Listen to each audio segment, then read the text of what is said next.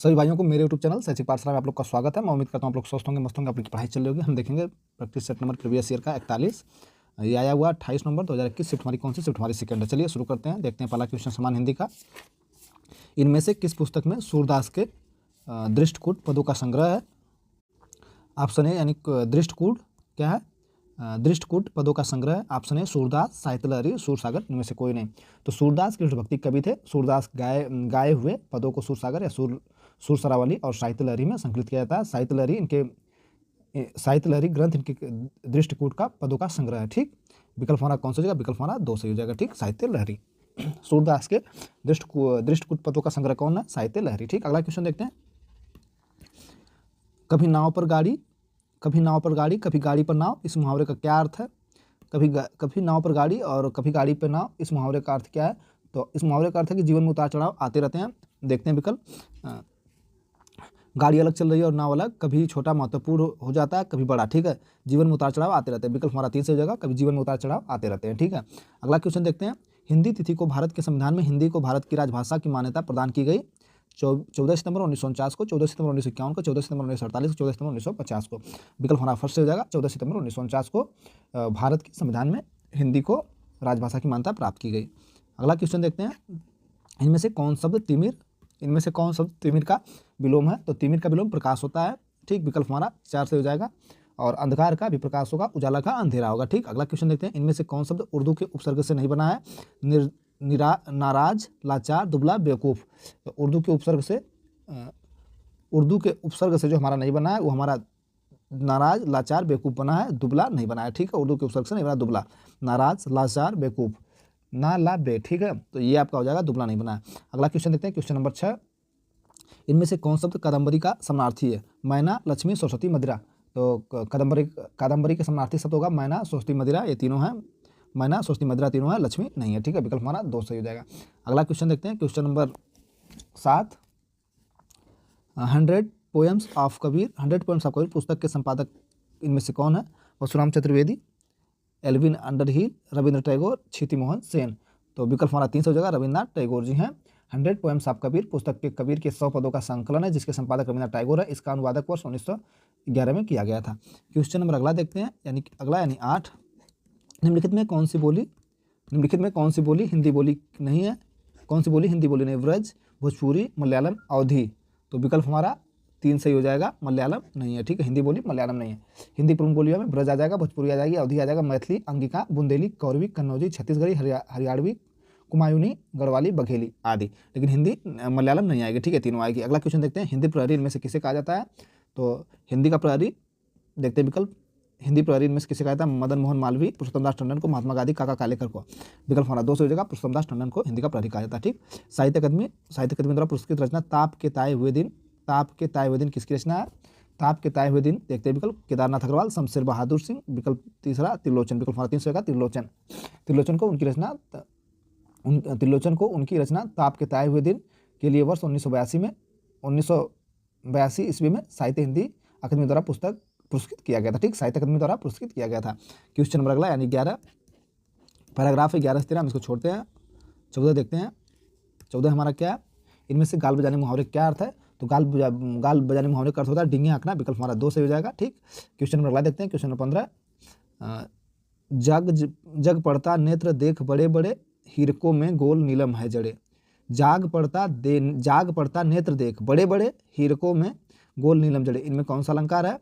तो इनमें जो है कि आपका वस्तु प्रेक्षालंकार, हेतु प्रेक्षालंकार, संदेह, फलोत प्रेक्षालंकार। तो विकल्प हमारा फर्स्ट से हो जाएगा, वस्तु प्रेक्षालंकार है।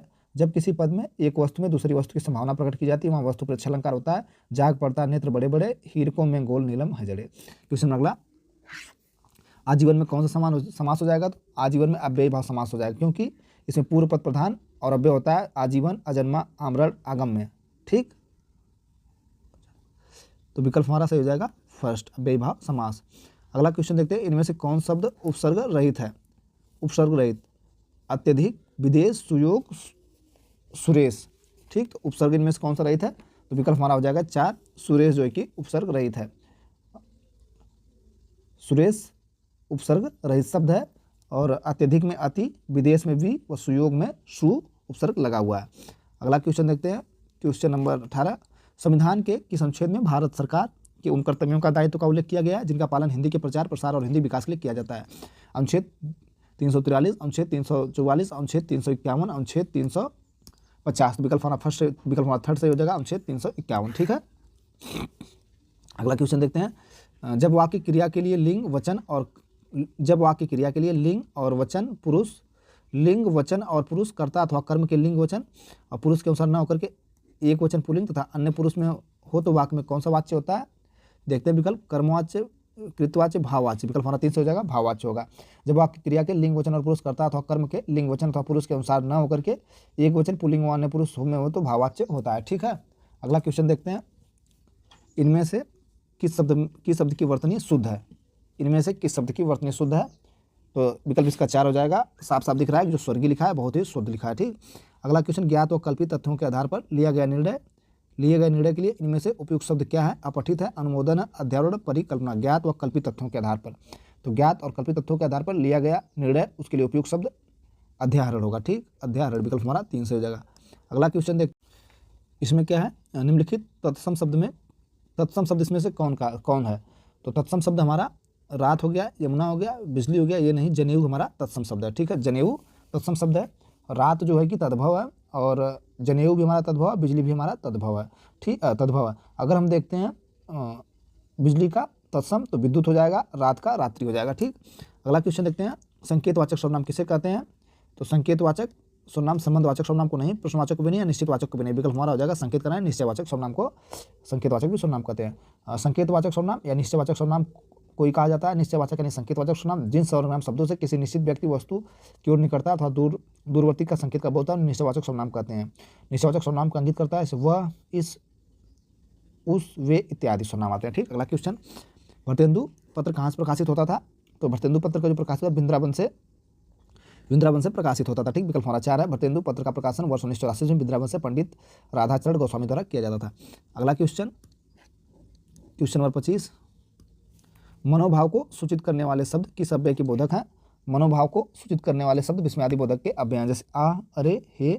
विकल्प हमारा 3 से हो जाएगा, विस्मय बोधक। इनमें से कौन शब्द आरंभ नहीं होता? इनमें से किस शब्द से कोई शब्द आरंभ नहीं होता? तो जो अंगा होता है हमारा, उससे कोई शब्द आरंभ नहीं होता। विकल्प हमारा 2 से हो जाएगा। ठीक है, फ से फल फरसा हो जाएगा, ड से डलिया डमरू हो जाएगा, ज से जंगल जल हो जाएगा। ठीक है, और ड से हो गया तो इससे नहीं आरंभ होगा अंगा से। विकल्प हमारा 2 से। देखने की इच्छा, इनमें से किस उपयुक्त शब्द कौन सा? देखने की इच्छा के लिए इनमें से उपयुक्त शब्द कौन सा होगा? तो देखने की इच्छा के लिए उपयुक्त शब्द हमारा दी दृच्छा हो जाएगा। विकल्प हमारा फर्स्ट हो जाएगा, ऐसे लिखा जाएगा, लिख देते हैं एक बार, दी दृच्छा, ऐसे लिखा। ठीक, ऐसे दी दृच्छा। ठीक, अगला क्वेश्चन देखते हैं। इसका विकल्प हमारा फर्स्ट है। अलमारी किस भाषा का शब्द है? तो अलमारी जो है कि पुर्तगाली भाषा का शब्द है। विकल्प हमारा 2 से हो जाएगा। छिपा रही घूंघट में सुंदरी क्या अपना आनंद तू, छिपा रही घूंघट में सुंदरी क्या अपना आनंद तू, आनंद सा ही चंद्र चमकता ऊपर फिर नयन तू। पंक्ति में कौन सा अलंकार है? तो प्रतीप अलंकार पंक्ति में है। विकल्प हमारा 2 से हो जाएगा। प्रतीप अलंकार उपमा अलंकार का उल्टा होता है। इसमें उपमेय को उपमान और अपमान को उपमेय को अपमान और अपमान को उपमेय बना दिया जाता है। छिपा रही घूंघट में सुंदरी क्या अपना आनंद तू, आनंद सा ही चंद्र चमकता ऊपर फिर नयन तू। विकल्प हमारा 2 हो जाएगा, प्रतीप अलंकार। रमा विद्यालय जाती है, इस वाक्य में अपूर्ण भूतकाल में रूपांतरण क्या होगा? तो रमा विद्यालय जाती है तो रमा विद्यालय जा रही थी हो जाएगा। देखते हैं, रमा विद्यालय गई, रमा विद्यालय जा रही होगी, रमा विद्यालय गई, रमा विद्यालय जा रही थी। विकल्प हमारा 4 से हो जाएगा। ठीक, अगला क्वेश्चन देखते हैं। प्रथम और तीसरे चरणों को क्या कहा जाता है? प्रथम और तीसरे चरण क्या क्या? विषम चरण कहा जाता है। समचरण, सम और विषम चरण दोनों, इनमें से कोई नहीं। विकल्प हमारा फर्स्ट हो जाएगा। प्रथम और तीसरे चरण को हम विषम चरण कहते हैं। छंद में प्रयुक्त प्रथम और तीसरे चरण को विषम चरण भी कहते हैं। अगला क्वेश्चन देखते हैं। भारतीय संविधान के संशोधन में हिंदी भाषा के प्रचार और विकास की बात उल्लिखित की गई है। तो भारतीय संविधान के अनुच्छेद 351 में हिंदी भाषा के प्रचार और विकास की बात उल्लिखित की गई। विकल्प हमारा फर्स्ट हो जाएगा। तैरने की इच्छा को क्या कहा जाता है? तैरने की इच्छा को हम तितृषा कहते हैं। तो विकल्प हमारा 2 से हो जाएगा। ठीक, तितृषा। अगला क्वेश्चन देखते हैं। जो क्रिया संज्ञा विशेषण से बनती है उसे क्या कहा जाता है? जो क्रिया संज्ञा विशेषण से बनती है उसे हम नाम धातु कहते हैं। विकल्प, जो क्रिया या संज्ञा विशेषण से बनती है उसे हम नाम धातु कहते हैं। ठीक, विकल्प हमारा 2 से हो जाएगा। शक्तिमान का स्त्रीलिंग क्या होगा? तो शक्तिमान का स्त्रीलिंग हो जाएगा शक्तिमती। शक्तिमानी, शक्तिमाती, शक्तिमाती, शक्तिमती। तो शक्तिमान का स्त्रीलिंग हो जाएगा शक्तिमती। विकल्प हमारा 2 से हो जाएगा। अगला घर का बहुवचन क्या होगा? तो घर का बहुवचन में ओ जुड़ जाएगा, घरों हो जाएगा। ठीक, विकल्प हमारा 2 से हो जाएगा, घरों। इनमें से कौन शब्द वायु का पर्यायवाची? इनमें से कौन शब्द वायु का पर्यायवाची है? पवन, समीर, ये सभी, अनिल। तो वायु के पर्यायवाची पवन, समीर, अनिल, विकल्प हमारा 3, यानी ये सभी। इनमें से कठिन शब्द में कनिष्ठ का कनिष्ठ शब्द में कौन सा प्रत्यय प्रयुक्त हुआ है? कनिष्ठ शब्द में, कनिष्ठ शब्द में इष्ट प्रत्यय, इष्ठ, इष्ठ, ठ नहीं, ठ, विकल्प हमारा 3 से हो जाएगा। ठीक।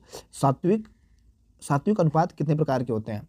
तो सात्विक अनुपात 8 प्रकार के होते हैं। कौन कौन बता देते हैं आप लोग को? स्तंभ, स्वेद, रोमांच, स्वरभेद, विपुथा, वैवर्ण्य, प्रलय, आश्रु, यानी आंसू। ठीक। मलिक मोहम्मद जायसी कृत पद्मावत किस भाषा में है? तो मलिक मोहम्मद जायसी की कृत पद्मावत अवधी भाषा में है, विकल्प हमारा 4 से हो जाएगा। अवधी भाषा में है। जैसी भक्ति में निपुण प्रेमाश्री की प्रेमाश्रय धारा के कवि थे। ठीक। प्रैक्टिस नंबर हमारा 41 हिंदी का समाप्त हुआ। यहाँ तक वीडियो देखने के लिए सभी भाइयों को दिल से धन्यवाद।